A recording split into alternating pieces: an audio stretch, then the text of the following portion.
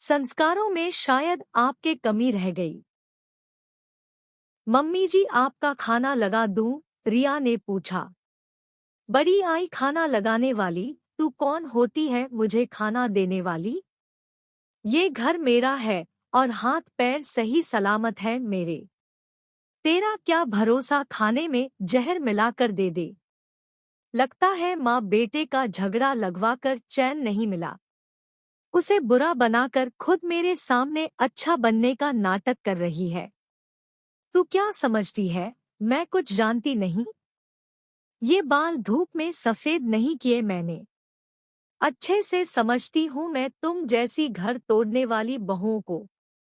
सुषमा जी बिना रुके बोले ही जा रही थी और रिया चुपचाप सुन रही थी, क्योंकि ये उनका रोज का नाटक था। विपुल, रिया का पति, और सुषमा जी, विपुल की माँ। लगता है माँ बेटों के बीच सुबह सुबह जब तक तकरार नहीं होती खाना हजम नहीं होता था दोनों का। पर सब कुछ होने के बाद सुषमा जी सारा दोष अपनी बहू पर डाल देती। 3 ही महीने हुए थे रिया और विपुल की शादी को।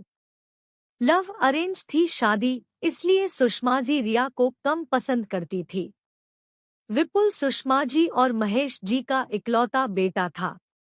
शादी से पहले ही विपुल ने रिया को समझा दिया था कि उसे सब मंजूर है, लेकिन माता पिता से अलग होना नहीं। और शायद यही एक वजह थी कि रिया सुषमा जी के जहर से भी ज्यादा कड़वे घूंट चुपचाप सह लेती थी। बिन माँ बाप की बेटी, मामा मामी के घर पली बड़ी रिया का हमेशा से एक ही सपना था कि उसे सास ससुर के रूप में माँ बाप मिल जाएं। ससुर तो पिता से भी बढ़कर थे, लेकिन शायद माँ का प्यार उसके नसीब में नहीं था।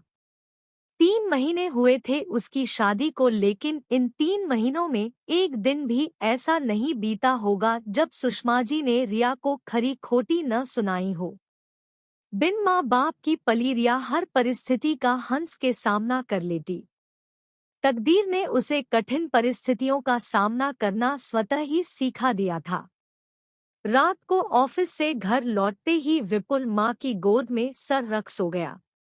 सर में हाथ फेरते हुए सुषमा जी ने ऐसी तीखी नजरों से रिया की ओर देखा मानो वे कह रही हो, तू चाहे कितनी भी कोशिश कर ले, मेरे बेटे को मुझसे अलग नहीं कर सकती।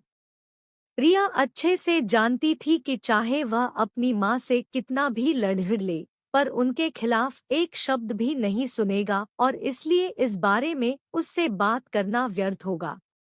लेकिन इस समस्या का कोई न कोई हल तो निकालना होगा।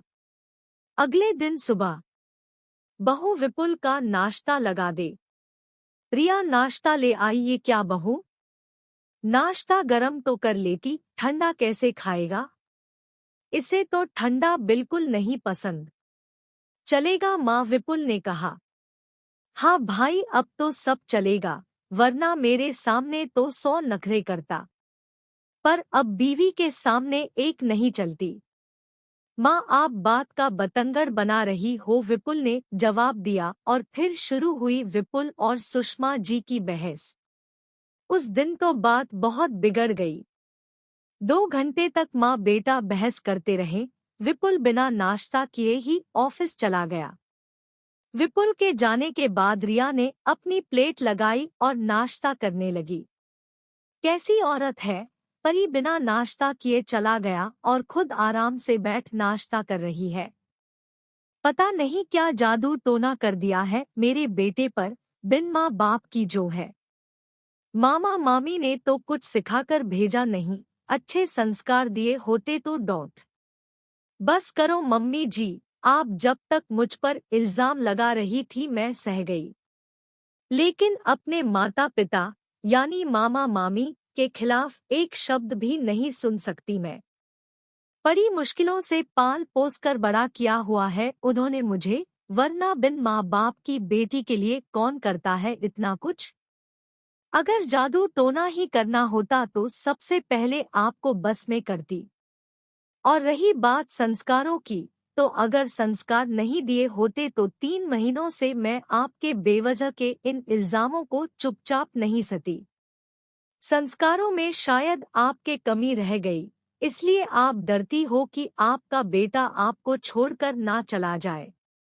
पहले मैं सोचती थी शायद मैं आपको पसंद नहीं हूँ, इसलिए मुझसे नाराज है। समय के साथ आप मुझे अपना लेंगी। लेकिन नहीं मम्मी जी, किसी की नाराजगी तो दूर की जा सकती है, लेकिन नफरत नहीं। मैं आपको जितनी इज्जत देने की कोशिश कर रही हूँ, आप उतना ही मुझे नीचा दिखाती है।